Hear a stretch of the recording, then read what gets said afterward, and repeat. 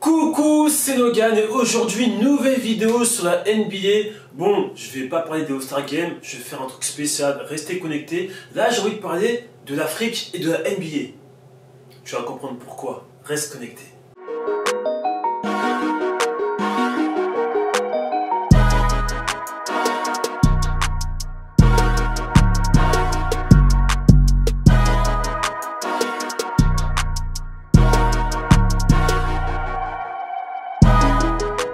Il faut suivre ce que je vais dire parce que voilà, moi j'ai pris des notes, j'avoue j'ai pas appris par cœur ce que je vais dire parce que ça demande beaucoup de réflexion.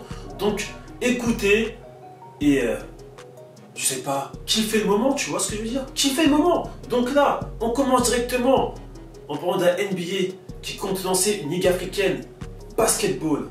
Basketball African League en 2020 en collaboration avec la Fédération internationale de basket, donc la FIBA. Cette ligue devrait regrouper 12 clubs issus de 9 pays. Maroc, Kenya, Égypte, Angola, mon pays Nigeria, tu connais mon pays, c'est là où... Bref, mon pays, Nigeria, le Rwanda, Afrique du Sud, Sénégal et Tunisie. Un pays ne pourra être représenté par plus de 2 clubs selon le format de la compétition. Celle-ci vise à développer le basketball en Afrique. Et après ça, on a demandé à Adam Silver quel était l'objectif, quel était le but, qu'est-ce qu'il en pensait de faire ça, de vraiment s'exporter en Afrique. Donc j'ai sa réponse, je vais quand même vous la dire.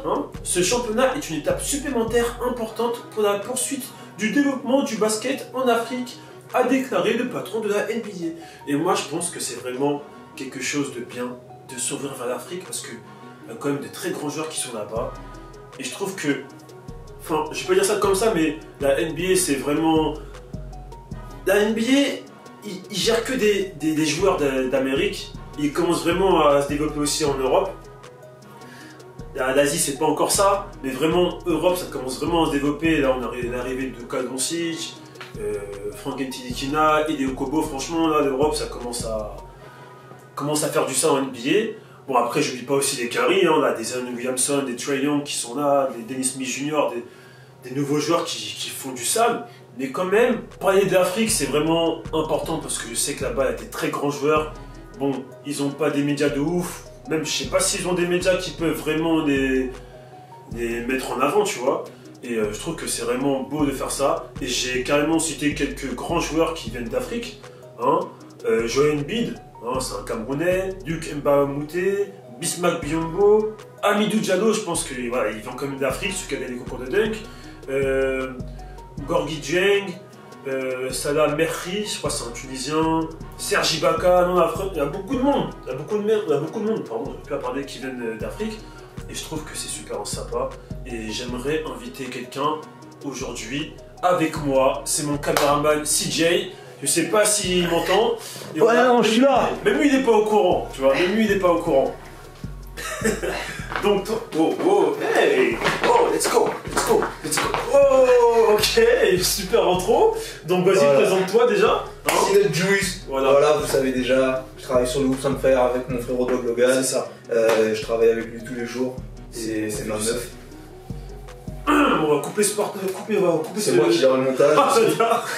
Non, moi je vais vraiment te poser une question de ce que tu en penses déjà de vraiment se développer en Afrique, de créer une ligue, carrément une ligue NBA en Afrique. Dis-moi ton ressenti par rapport à ça. Waka waka, it's time for Africa. C'est ça, mais... Non, franchement, c'est lourd que il fasse ça en Afrique en fait. Tu vois, parce que c'est. Comment dire? Comment je peux expliquer ça? Ça va donner la force à l'Afrique en fait, tu vois, et qu'il soit reconnu, puisqu'il y a, que ce soit dans basket, dans plein de sports, en foot et tout, il y a plein de joueurs africains qui ont du talent. Même quand tu regardes les JO, frérot, c'est incroyable. Tous ceux du marathon là, c'est des Kenyans. C'est ça, je te dis. C'est que l'Afrique, tu vois, et c'est bien justement que ça soit fait en Afrique, pour qu'ils soient reconnus, quoi. De ouf. Et moi, je pense même que carrément, il y aura encore de plus en plus d'Africains qui connaissent pas trop de basket, qui vont vraiment. Ils vont vraiment regarder, ils vont kiffer et ça va créer de nouveaux joueurs et tout. Comme j'ai dit, il y a des Joel Embiid, des Serge Ibaka qui représentent grave bien l'Afrique, tu vois. Carrément, à l'époque, on avait vu Joel Embiid, il avait dit qu'il avait fait un événement en Afrique. Je sais plus si tu avais oublié. Je sais plus. Mais voilà, carrément, ça commence vraiment à se développer. Même moi, quand je suis parti à Los Angeles au BET Awards, j'avais vu Bismack Biyombo, tu vois. Ouais. Et j'en ai parlé un peu avec lui. Je sais qu'il avait fait des trucs en Afrique et ça commence vraiment à se développer. Et moi, voilà, j'ai ramené CJ. Parce que c'est caméraman, c'est le bras droit, et nous on a un média qui s'appelle Oops on Fire. Donc, je pense que la moitié des gens qui me regardent le savent, mais c'est vraiment un média c'est vraiment la culture du Oops. On parle des informations, ce qu'il y a aux States, ce qu'il y a en Europe, même en Afrique. Et j'ai reçu plein de messages, plein de joueurs africains qui m'ont parlé et qui veulent vraiment se développer grâce à l'aide de mon média, tu vois. Et moi, avec CJ, on va vraiment aller partout. On va commencer avec la France, mais j'aimerais bien vraiment partir en Afrique, parce que je sais qu'il y a plein de joueurs et j'ai vraiment envie de mettre tout le monde en avant, tous les joueurs en avant. Donc voilà aussi, cette vidéo, j'ai pris du temps à la faire, à bien vous expliquer, parce que voilà, c'est kiffant, tu vois ça se développe vraiment partout en fait le basket, et c'est que du plus. Il faut qu'on bouge partout. C'est ça. Il faut que le basket devienne fort, tu vois. Exactement. Pas que ça soit fort comme aux States, parce qu'aux States c'est vraiment big. Ouais, c'est vraiment. Il faut vraiment démocratiser le basket. Carrément, même en France, il faut commencer en France. En France, on a des bons joueurs, faut qu'il y ait plus d'événements aussi qu'avec K54, gros shout-out à eux. Au Star Game, il y a plein d'événements, tu vois, Six Park, au All Parisien Game, et j'en passe. J'en ai fait beaucoup des événements, mais il faut continuer, il faut pas lâcher. Et moi en tout cas, on va pas lâcher avec mon bras droit. Et j'ai une autre équipe, tu vois, j'ai une bonne équipe. Et on va faire du sale. Et en tout cas, je suis fier pour cette ligue. J'espère qu'en 2020, ça va bien se passer, qu'ils vont pas parler chinois. En référence à ce que tu as dit tout à l'heure. Oui, parce qu'en gros, il a fait son test ADN et... Voilà, il est Naija, mais il est aussi japonais. Ouais, chinois. Mais plus ni, tu vois. Et un peu d'Afrique du Nord en plus. Oui, voilà, je m'en fous de toute façon de la Tunisie qui sont voilà, pas le Maroc, tu vois. Donc c'est calme. Bah oui, on va aller partout et franchement, ça me fait plaisir que. Ça me fait plaisir. C'était mon dernier mot. Dernier mot, allez suivre le Oops on Fire. C'est ça, Oops on Fire. Et carrément, on est 10 000 sur Instagram et tous les basketteurs, envoyez-moi un DM. Si vous êtes chaud, on vient, on va faire des gros concepts. Donc envoyez-moi un message, que ce soit sur Double Gun, sur Coconut Juice. Je mets son sa description. Je mets ça. Je mets son Instagram en description, voilà. Et aussi sur Oops on Fire. Faites pas les timides, parce que sinon ça sera trop tard pour vous, frère.